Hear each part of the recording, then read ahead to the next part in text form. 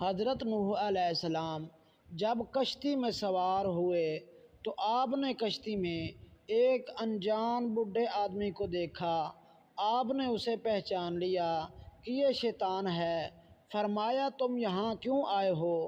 اس نے جواب دیا میں تمہارے یاروں کے دلوں پر قابو پانے کو آیا ہوں تاکہ ان کے دل میرے ساتھ ہوں اور جسم تمہارے ساتھ۔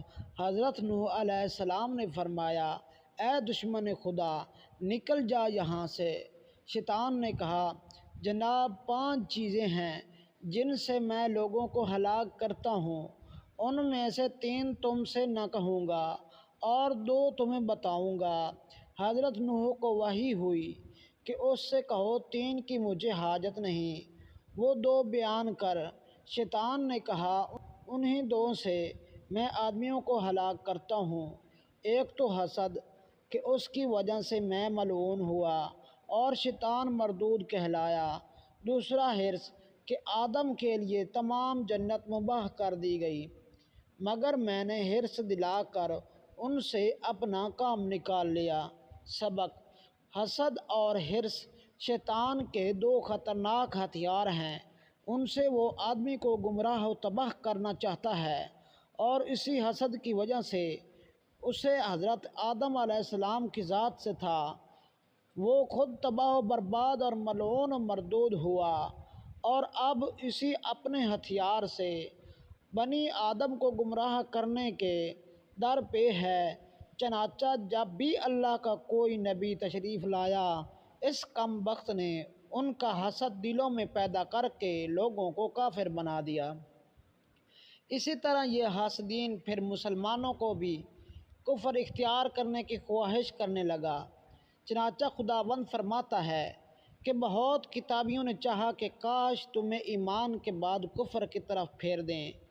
حسدا من عند انفسہم، اپنے دلوں کے حسد سے۔ یوں ہی اس خبیث نے صحابہ کرام اور اہل بیت الظام علیہم الرضوان کا حسد بھی کئی دلوں میں پیدا کر کے انہیں اپنا ساتھی بنا لیا اور اسی طرح اس کا یہ خطرناک ہتھیار آج تک چل رہا ہے۔ بزرگان دین اور علماء کرام کی عظمتوں کو دیکھ دیکھ کر انگشت نما اور چگما گویاں کرنے والے شیطان کے اس مہلک ہتھیاری کے شکار ہیں جو ان حضرات کا اچھا کھانا پینا اچھا پہنا تک دیکھ کر جل بھن جاتے ہیں۔ اسی خطرناک ہتھیار سے بچنے کے لیے خدا تعالیٰ نے آیت میں فرمایا وَمِن شَرِّ حَاسِدٍ اِذَا حَسَدَ نازل فرمائی تھی۔ دوسرا اس کا مہلک ہتھیار حرص ہے۔ اس حرص سے آدمی حقوق اللہ و حقوق العباد دبا کر بیٹھ جاتا ہے، حلال و حرام کی تمیز نہیں کرتا۔